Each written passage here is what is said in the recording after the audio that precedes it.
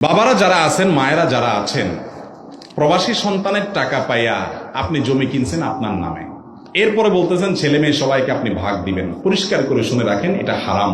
আপনি বাবা হিসাবে সন্তানের টাকা আত্মসাৎ করলেন, আপনি হারাম খাইলেন। কারণ এই সম্পদটা সে কামাই করেছে, তার ভাইয়েরা কামাই করে নাই, বোনেরা কামাই করে নাই। ভাইয়ের উচিত বোনদেরকে, ভাইদেরকে খেয়াল করা, হাদিয়া তোফা দেওয়া, উপকার করা, পুঁজি দেওয়া, বিদেশ নেওয়ার চেষ্টা করা, সেটা আরেক জিনিস।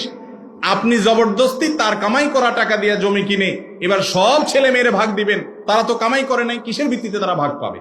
এটা হারাম। কিন্তু অনেক মা বাপ এই হারাম কাজটা করে টের পায় না, মনে করতেছেন ছেলেরটাই তো, আমারটাই তো, আমারটাই তো, ছেলেরটাই তো। না, অ্যাকাউন্ট প্রত্যেকের আলাদা আলাদা। এক সন্তানের সম্পদ আপনি অন্য সন্তানকে দিয়ে দিবেন, এই অধিকার ইসলাম আপনাকে দেয় নাই। আল্লাহ তাআলা কোরআনে কারীমে বলেছেন, লা তাকুলু আমওয়ালাকুম বাইনাকুম বিল বাতিল। অন্যায় ভাবে একে অন্যের সম্পদ খাইও না, তোমরা ভোগ করো না। এটা খাওয়া মানে আগুন ঢুকানো।